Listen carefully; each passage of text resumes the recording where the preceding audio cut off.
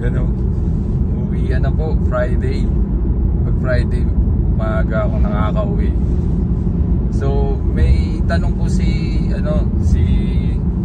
Babayan, Super Mario. Merong character pa sa dulo. Hindi ko na natandaan. Ang tanong niya, kung ano daw ba yung nakuha ko bang trabaho sa Canada ay related sa QC engineer o quality engineer na pinanggalingan ko po sa Singapore. Yun po yung i-discuss natin ngayon, araw ng Friday. At mukha ng spring po. Malapit ng spring, next week na. So, paano ko ba sisimulan? Actually, nasabi ko na to nung kung yung mga sumusubaybay sa vlog natin, napanood na nila yun, na in-explain ko kung paano ko nagsimulang mag-abroad hanggang sa nakapunta sa Canada. Ngayon ay more than 10 years na sa Canada. Ulitin po ulit natin. So, nagtapos po ako ng Electronics and Communications Engineering sa Pilipinas.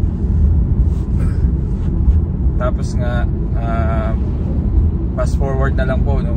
Siyempre, napakababa na sweldo ng engineer doon. Nung panahon po na yun, 2004.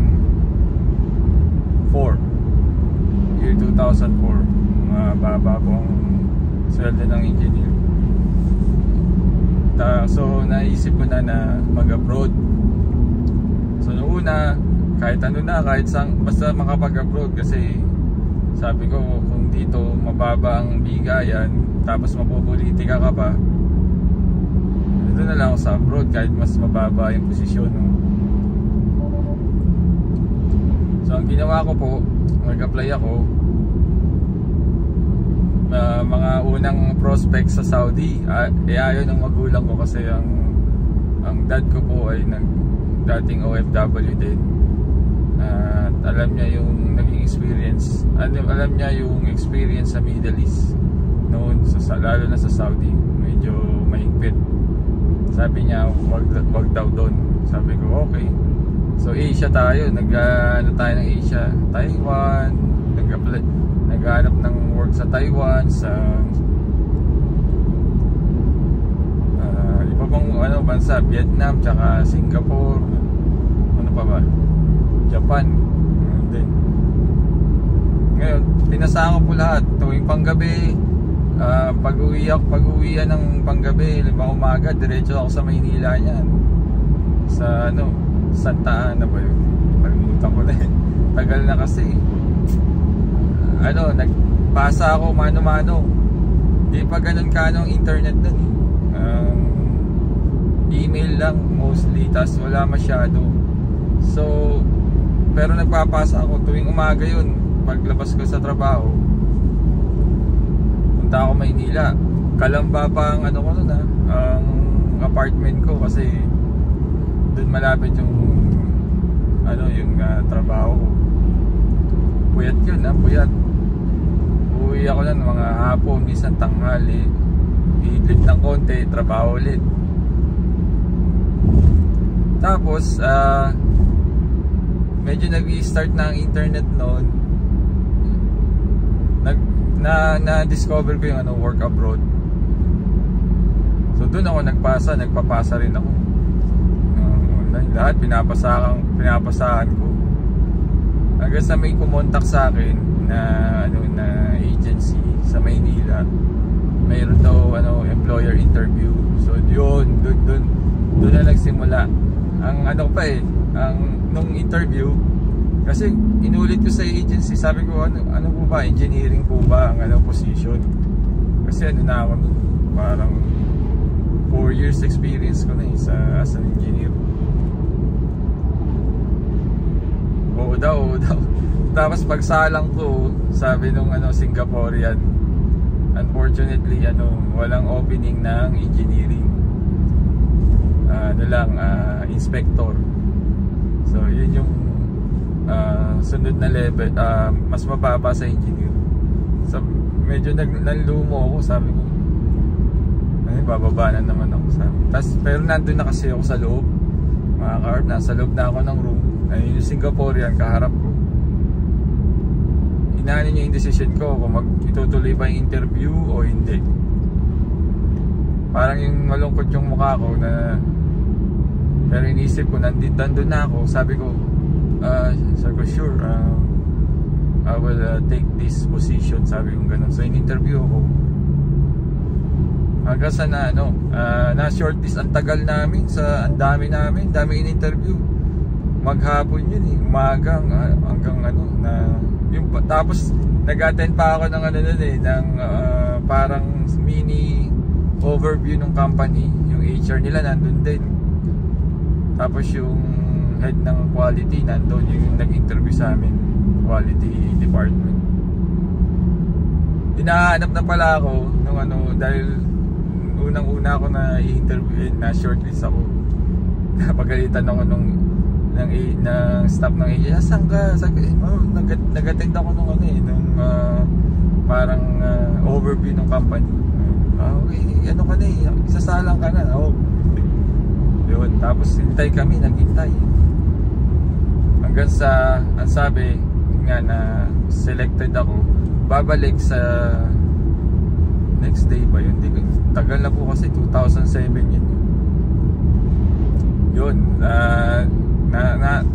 kaya tayo napunta sa Singapore, pero inspector po, no? So bumaba po yung posisyon natin. Ganyan po ang nangyayari kapag nag-abroad tayo, no? Kasi ang usually na hinahanap ng ibang bansa, mga skilled worker. Yung sa sitwasyon ko po, may nakita kasi sila dun na marunong ako mag-program ng CMM, yung computer measuring machine. So ipoprogram mo yun, let's say meron kang isang pyesa, let's say lang halimbawa yung hood na sasakyan, tapos ipoprogram ko yun para may probe kami na yun ang may measure, precision yun. Pero ang ang naging trabaho sa ay aerospace na company. So gumagawa ng parts ng aeroplano, mga gear, actuation, torque tube, mga gano'n na. So yun, kaya po ako so dun pa lang naintindihan ko na hindi basta-basta nag-hire ang employer sa ibang bansa nang hindi ka skilled. Kaya laging kung nanonood kayo ng channel ko, lagi kong ini-emphasize na skills. Kailangan skills. Kung ano yung skills ang hinahanap ng Canada, yun yung targeting nyo. At usually yun ang open para sa mga foreigners, dahil wala silang makita dito. Tapos yun nga nangyari after almost 5 years. Nung una, kasama ko pa pamilya ko, kumbaga sponsor ko, pwede silang magstay doon. Naka-tie sila sa that time ESPAS, naging ESPAS o work permit. Hindi na daw pwede. Kaya nung time na ron, nag-a-apply na ako kasi nga parang na-discriminate ako doon. Dapat mag-aaral ako ng masteral, pero na-discriminate ako nung supervisor ko, na-impluwensya niya yung manager namin. Kaya nag-decide na akong ito na yung time na may vlog po ako niyan, hanapin niyo lang po yung title yata yung mga pagsubok na pinagdaanan ko. So yun, parang yun po yung So noong time na nag-a-apply na talaga ako. Tapos na-promote pa ako sa yung, alam mo, just napaka-husay po talaga, napakabuti niya. Hindi niya tayo pababayaan. Na-promote pa ako nun bago ako alis. So nung sabi hindi ko may sponsoran yung pamilya ko, humingi lang ako ng 6 months. Pero noong time na yun, okay na yung ko, kumbaga halos 50% na chance ako mapunta sa Canada dahil na select na ako, na-interview na ako ng employer. Noong time na na-promote pa ako nun, naging quality engineer din ako doon. Naawa po ng Diyos. Kaya hindi masama rin yung sa pinag-usapan nga namin ni Mrs. At least nakaalis ako sa company sa Singapore. Umalis din ako na engineer mula sa Pilipinas. So yun, naging quality engineer ako doon. Tapos ang nangyari ulit, dahil nga Canada, diba? So binabahan ko na naman yung posisyon ko. Dahil wala pong, bibihira po kasi ang open na quality engineer. Dahil marami naman dito po na pwede, mga graduate pa na engineer dito sa Canada. So mahirap pong makipagkompetensya kapag sa engineering. Dahil dito pa lang po marami na pong graduate na engineer na pwede silang i-hire. So kaya binabahan ko yung yung position ko ulit. Ang hinanap ko ulit, inspector, quality inspector. Yun, dun napansin ako ng isang employer, ng isang agency at ng employer. Parang na-shortlist ako ng employer kasi nakita nila sa workabroad.com.ph. Yun, doon na nag-umpisa na kaya ako nakapunta ng Canada.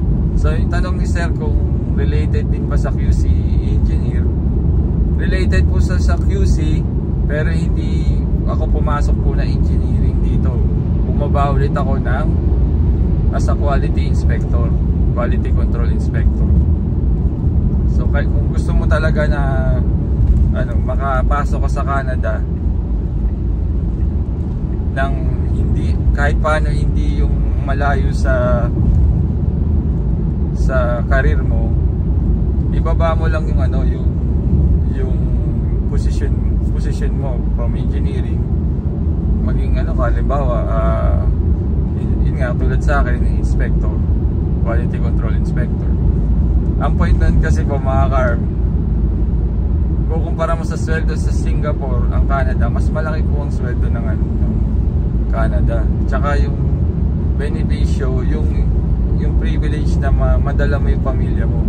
Kasi po ako 1 month lang na-approve na agad yung SOWP ng misis ko Nagulat nga sila kasi kami po wala ang idea about sa Canada.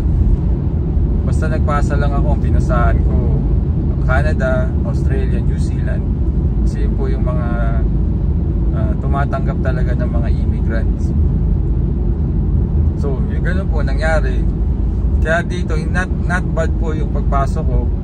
Pagdating ko dito, work permit, may trabaho ko related sa sa career ko, although siya ay mababa ang posisyon.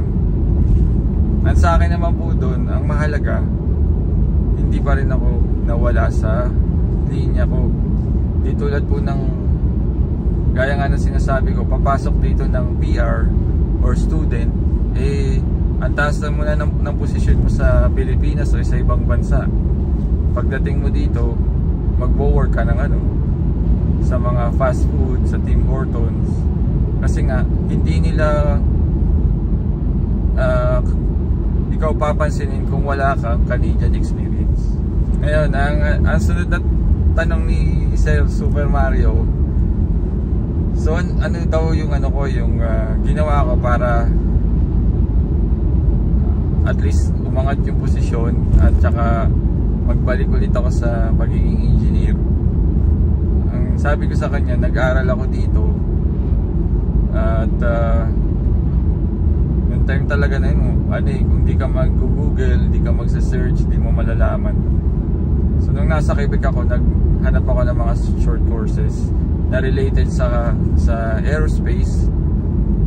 Yun po yung kinuha ko. At saka pinagsabay ko po yan, kumuha ko ng mga courses sa McGill University. Yes, sir, sinabi ko na ngayon McGill University, may mga short courses dyan. Pero I'm not sure kung may online.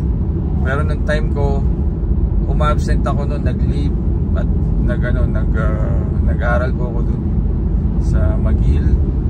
Tapos nung time na after na mag-heal, nag John Abbott po ako. Yung mga taga Quebec sa West Island, alam nila yun, John Abbott.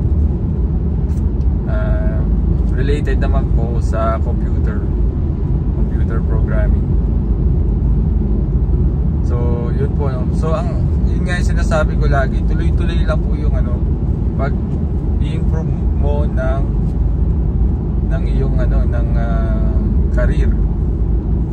Aral lang po ng aral. Tapos sa akin po, hinahanap ko talaga, naghanap ako ng opportunity para po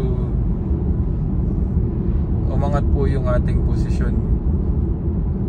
Hindi ako nag-stay sa company kasi nangyari din po, nagbago ng management yung una kong employer nawala na yung nag-hire sa akin.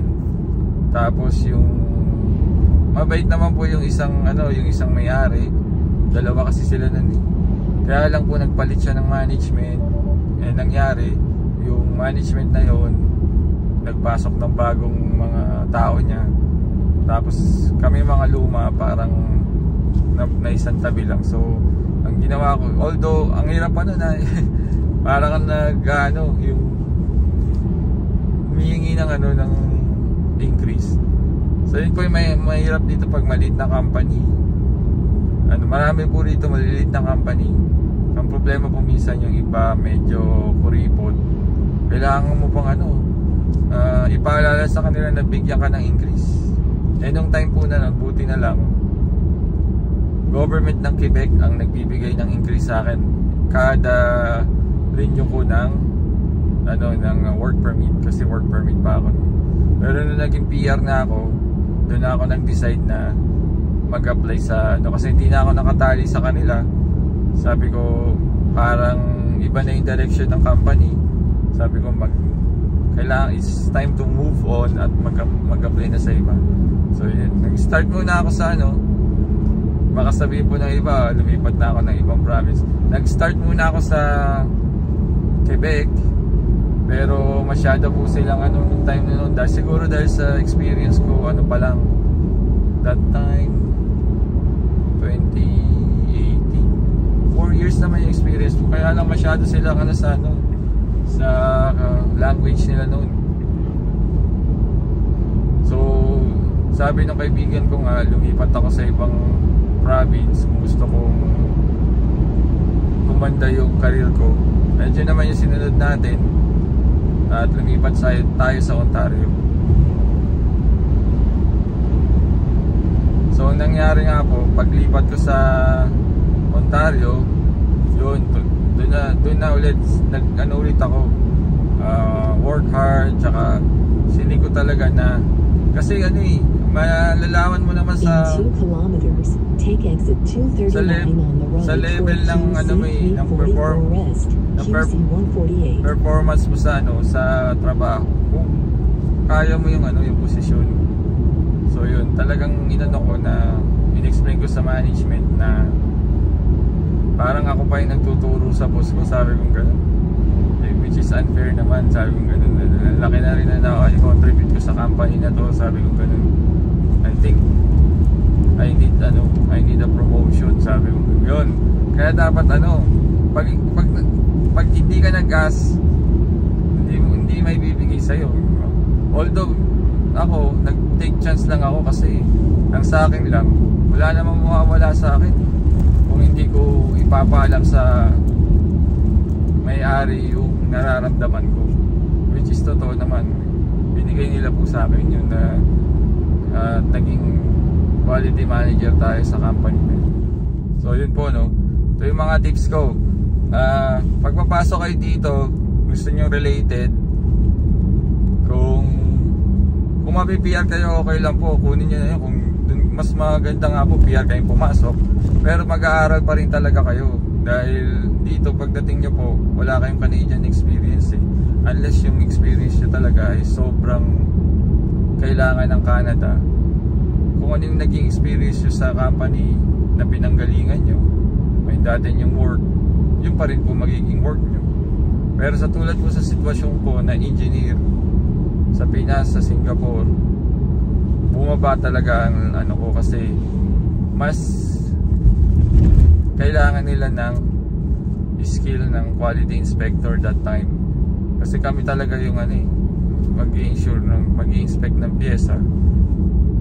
Ang mga engineer kasi more on ano yan implementation ng ano ng technically implementation. Kami mag-i-insure na yung parts ay good. So parang katulong namin engineer sa ano, kami more may hands on technical, sila technical, pero kami more on actual. Tapos mag-aaral ka talaga dito kung gusto mo nang tumangat yung ano mo, unless malakas ka sa ano, malakas ang kapit mo. Tawag ko nga dun kung you're near the kitchen, no? Malapit ka sa kusina. Yan, kung malapit ka sa kusina, ano ba nangyayari? Nakakakain ka, di ba? So kung ganun kang ano, malakas ka sa management, maring hindi mo na kailangan ng ano, hindi mo na kailangan mag-upgrade. Pero ako po, nag-upgrade ako, nag-aaral pa ako dito. At hindi ko sinasara yung idea na mag-aaral pa rin hanggang nagtatrabaho tayo. Kasi po, ang learning po tuloy-tuloy yan. Hindi yan na ano, na natatapos. Kaya po ano, naging ano tayo, parang marketable. Kasi pagkita ng pagbasa ng ano sa resume, ang dami kong ano, nag-aaral po talaga. Nag-aaral sa McGill, nag-aaral sa John Abbott. Tapos yung mga short courses ko pa na nakuha. Kumbaga, kung ano yung kailangan sa career mo na pwede mong makuhang certificate or skills, ay kunin mo yun para maging ano ka, in demand or maging marketable ka sa ano, sa job market. What else pa? At saka hanapin mo, kumbaga hanapin mo yung ano, yung kumbaga hingin mo yung position na yun, kumbaga abutin mo. Ngayon kasi kung tatahimik ka lang at hindi ka magsasalita, let's say no, sa tulad lang sa sitwasyon ko na mas mahusay ka pa sa boss mo, nung mga ikaw pa nagtuturo, pwede mo naman sabihin sa ano mo yun kumbaga sa HR or sa may-ari or sa management, na yung nararamdaman mo, no, in a nice way, not in a destructive way na parang sinisira mo yung ano, yung boss mo, no. So yun muna po, no. Sana nakatulong to sa di lamang po kay Sir Super Mario. Salamat po sa panunod. At saka kaya siya naging ano rin kasi Singapore po siya. I'm not sure, din niya po nasabi kung nandito na siya sa Canada Pero kung nandito ka, sir, sa Canada, mag-upgrade ka lagi, aral ka. Electrical, in-demand po yan. Mag-power engineering ka kaya, sir. Yun po, kailangan dito sa ano, at malaking sweldo dito sa Canada, power engineering. I think 1 or 2 years yata po ang ano yan,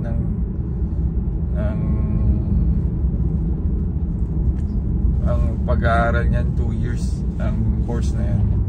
Pero ano po, worth it po, laki ng ano, sweldo. Lahat ng company kailangan yan. In 300 meters, turn right onto Chenale Boulevard. Yung mga may mga manufacturing, warehouse na malalaki tulad ng Walmart, kailangan po nila yun. So yun muna po, no. Sana po yung mga diskarte at tips Now turn right onto Chenale Boulevard na sinare natin ngayon ay makatulong po sa inyo. Tuloy lang po sa pangarap at huwag mawawalan ng pag-asa. Ika nga lahat ng problema ay may solusyon. Kaya sa muli po, maraming salamat. God bless.